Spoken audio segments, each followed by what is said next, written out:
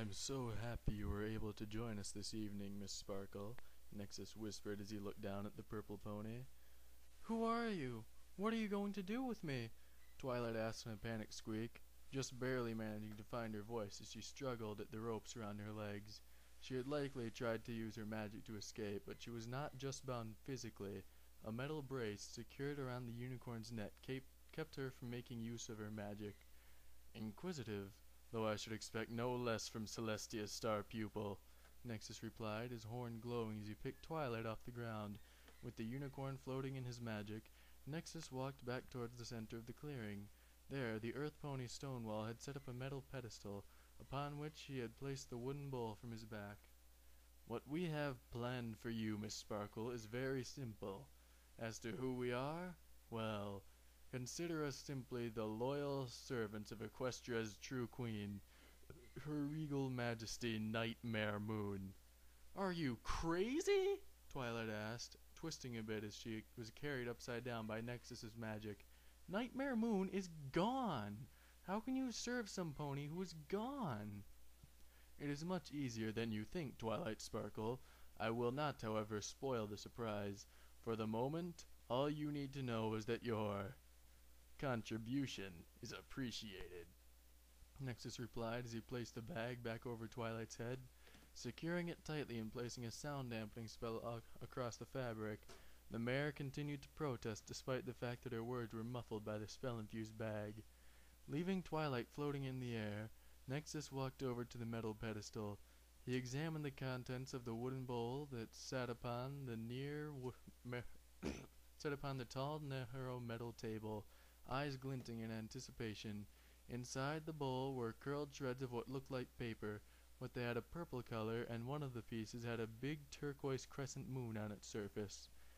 He then turned his attention to a dagger resting beside the bowl. Picking it up with his magic, the stallion then looked back at Twilight, who continued to twist, flail, and shout muffled protests. He drew close to Twilight, and after lowering her a little closer to the ground, Nexus proceeded to give the mare a swift kick in the stomach.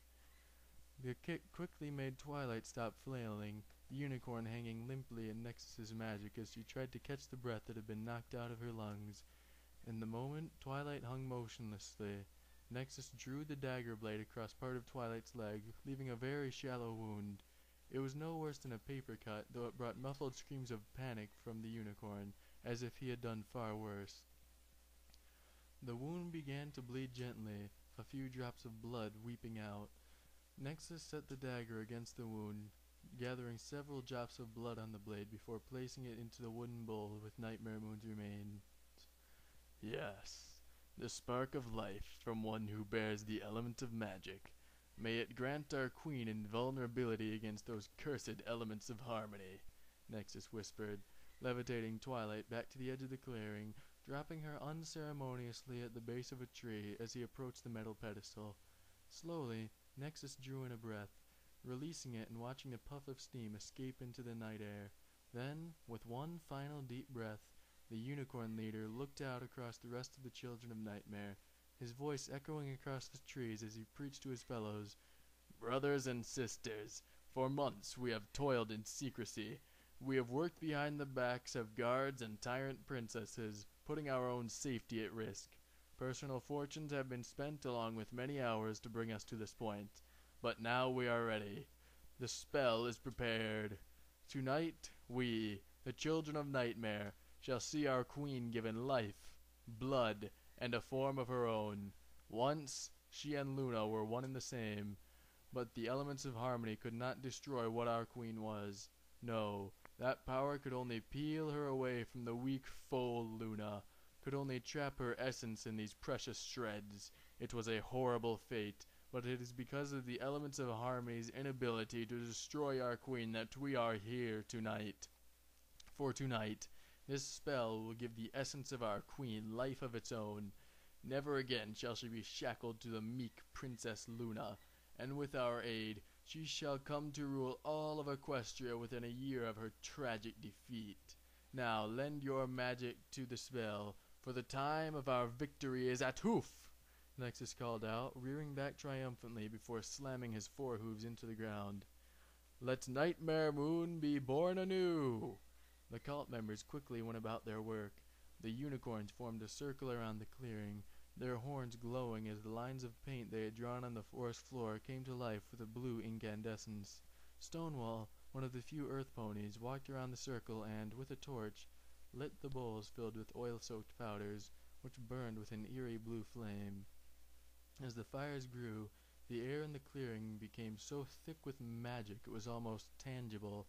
Above the ritual, the cloaked Pegasi cult members also held bowls of burning powder. With torches of their own, the armored Grey Gale and Nightshade flew around to keep the bowls off of the clearing. When all the bowls were lit, Nexus used his magic to take the fire from one, gently holding it in the air and keeping the flickering flame alive. He brought fire over the bowl containing the shreds of Nightmare Moon and the bloody dagger, then dropped the flame inside. The contents burst into flame almost instantly, Nexus quickly retreating to the edge of the circle to join his fellow unicorns. There, they all began to twist and form the magic in the air, working like potters with clay. They shaped the free magic, molded it, and began to force it down into the bowl that contained the shreds of Nightmare Moon. After a few anxious moments, Nexus saw what he had hoped for. The blood-soaked dagger started to float above the fire. The blood was drawn from the dagger by the spell, and formed into a single crimson sphere before the dagger itself was launched away, its polished metal sinking deep into the surface of a nearby tree. The black smoke billowed from the central bowl, the shreds of Nightmare Moon starting to burn. The smoke began to form and swirl around the large drop of blood. The fires from the wooden bowls were drawn in, swirling and orbiting the spell's focal point like water in a whirlpool. The drop of blood became encased in a black sphere, and that black sphere began to slowly grow. It drew in the fire and the smoke and everything, and grew larger with each passing moment. Yes, it is working, my brothers and sisters. She is beginning to take shape. Our queen shall soon be Crack-a-coom! The cult ponies jumped probably a foot in the air when a single bolt of lightning raced down from the sky and struck at the very center of the spell, sundering the metal ponium and wrapping the drop of blood, the shreds of Nightmare Moon, and the wooden bowl in crimson flames. Eyes turned upward to see the source of lightning. The cloud cover the cult's Pegasi carefully placed was blown back as a full battalion of royal guards flew down from the sky. "Freeze! You are all under arrest!" several of the guards shouted as dozens of other gold-armored Pegasi landed in the center of the clearing. Still, not a single pony froze, the cultists instead charging the guards in an all-out assault.